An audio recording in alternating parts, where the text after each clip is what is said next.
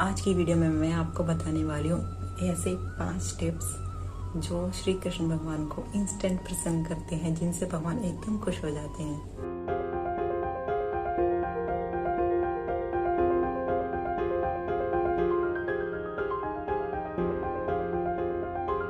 आप सभी कृष्ण प्रेमियों का मेरा एक बार फिर से नमस्कार। कृष्ण प्रेमी इसलिए कहती हूँ क्योंकि अगर आप घूमते घुमाते इस वीडियो तक पहुँचे हैं तो ज़रूर आप भी कहीं ना कहीं श्री कृष्ण के भक्त ज़रूर होंगे, क्योंकि मेरे सब्सक्राइबर्स एंड व्यूअर्स ज़्यादातर वही होते हैं जो कृष्ण को ज़्यादा मानते हैं या उनके भक्त होते हैं। अगर आप नहीं भी हैं तो कोई बात नहीं, वीडियो को देखकर हो जाएंगे। वैसे तो श्री कृष्ण भगवान जल्दी से किसी से प्रसन्न होते नहीं है। एक यही ऐसे भगवान है जो जल्दी से किसी से प्रसन्न नहीं होते, लेकिन अगर जब किसी से प्रसन्न हो जाते हैं तो अपने भक्त का हाथ इस तरह पकड़ते हैं कि कभी नहीं छोड़ते, उसकी नैया पार लगाकर ही छोड़ते। खुश क्यों होते हैं? क्या भगवान कोई इंसान है कि किसी चीज़ के लालच में आकर खुश हो जाते हैं? नहीं, ये एक अलग टॉपिक होगा, इसके ऊपर फिर कभी बाद में वीडियो बनाऊंगी। अभी आप सिर्फ ये 5 नुस्खे ऐसे जान लें जिससे श्री कृष्ण भगवान एकदम प्रसन्न हो जाते हैं। देखिए, जब हम किसी से प्रेम करते हैं तो हम सबसे पहले हम उसकी पसंद या नापसंद जानते हैं। उसे क्या पसंद है, खाना में क्या अच्छा लगता है, कहाँ घूमना अच्छा लगता है, क्या चीज़ें नहीं पसंद, क्या हॉबीज़ हैं। उसी तरह सेम श्री कृष्ण भगवान जिन्हें आप मानते हैं, उन्हें क्या क्या पसंद है हमें ये जानना बहुत ज़रूरी है उन्हें खुश करने के लिए। तो पहली चीज़ तो है तुलसी। जी हाँ, अगर आप में से कहीं कृष्ण भक्त हैं जो जानते होंगे, ज़्यादातर सभी जानते होंगे कि श्री कृष्ण भगवान को तुलसी कितनी प्रिय है।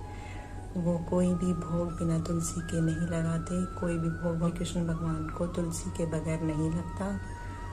और अगर आप तुलसी के पत्ते जो हैं श्री कृष्ण भगवान के चरणों में चढ़ाते हैं हर रोज़, तो उससे भगवान बहुत प्रसन्न होते हैं। अगर कोई दिल में मनोकामना रखी दिल से हाथ जोड़कर चढ़ाते हैं तो भगवान उससे बहुत प्रसन्न होंगे और आपकी मनोकामना को पूर्ण करेंगे।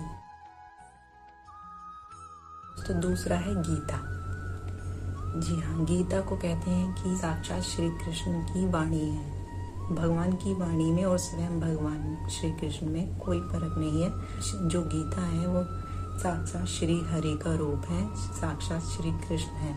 अगर आप गीता का रोज पाठ करते हैं या गीता पढ़ते हैं तो उस वक्त साक्षात श्री कृष्ण आपकी जीवा पर होते हैं, आपकी जीभ पर बैठे होते हैं और वे बहुत प्रसन्न होते हैं जब आप गीता का पाठ करते हैं। तो गीता भी एकमात्र ऐसा उपाय है, जब आप पढ़ें तो श्री कृष्ण उस वक्त से बहुत प्रसन्न होते हैं। अगर आप कोई मनोकामना लेकर अगर गीता का पाठ शुरू करते हैं तो श्री कृष्ण भगवान ज़रूर सुनते हैं और प्रसन्न तो होते ही होते हैं।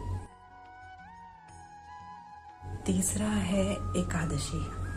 एकादशी भी आप जितने भी श्री कृष्ण भक्त हैं यहाँ पर, वो सब शायद ही कोई होगा जो एकादशी के बारे में नहीं जानता होगा या एकादशी नहीं रखता होगा। जितने भी श्री कृष्ण भक्त हैं वे एकादशी जरूर रखते हैं। एकादशी के बगैर कृष्ण की भक्ति अधूरी है। भगवान श्री कृष्ण को एकादशी इतनी प्रिय है। एकादशी का व्रत रख के अगर एकादशी के दिन आप कुछ भगवान की पूजा करते हैं, अर्चना करते हैं या उपवास रखते हैं कोई मनोकामना लेकर या भगवान की भक्ति को ही लेकर, तो भगवान आपसे बहुत जल्दी प्रसन्न होंगे, बहुत जल्दी खुश होंगे। यकीन माने करके देखिए। चौथी और 4th नंबर की टिप्स है श्रीमती राधा रानी। जी, श्रीमती राधा रानी को हम श्री कृष्ण की प्रेमिका के रूप में जानते हैं, उनकी भक्त, प्रेमिका, धांगनी। अगर आप राधा रानी की सेवा करते हैं श्री कृष्ण से पहले, उनके साथ साथ उनकी सेवा भी करते हैं, उनको पहले भोग लगाते हैं या उनका नाम ज़्यादा लेते हैं, तो भगवान अपने आप ही आपको, जिस तरह किसी गमले में सिर्फ नीचे पानी देने से मिट्टी में उसके पत्ते अपने आप हरे हो जाते हैं, उसको पत्तों को अलग से पानी देने की ज़रूरत नहीं पड़ती, उसी प्रकार अगर सिर्फ आप राधा जी की पूजा करते हैं, उनका नाम लेते हैं, तो श्री कृष्ण ऑटोमेटिकली आपके पीछे पीछे दौड़े हाथ चले आते हैं और आपसे खुश हो जाते हैं। राधा रानी भी एकमात्र एक ऐसी चाबी है श्री कृष्ण को प्रसन्न करने की। 5वां और आखिरी है गाय। जी हाँ, गाय मतलब कृष्ण, कृष्ण मतलब गाय। जहाँ भी आप कहीं देखेंगे फोटो श्री कृष्ण की या कहीं भी या वर्णन देखेंगे तो वहाँ शायद ही वहाँ पर गाय नहीं होगी।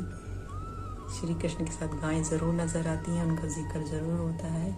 और ये हम सब जानते हैं कि गाय श्री कृष्ण भगवान को कितनी प्रिय थी, वे उनकी कितनी सेवा करते थे, क्योंकि वे साक्षात माता का उन्होंने वो ओहदा दिया है।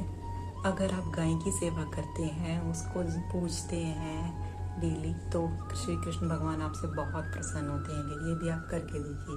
तो चलिए चलती हूँ। ये थे मेरे 5 टिप्स, इन्हें अपना कर देखिए। श्री कृष्ण भगवान आपसे ज़रूर प्रसन्न होंगे। तब तक के लिए चलती हूँ आपसे आज्ञा लेकर। हरे कृष्णा।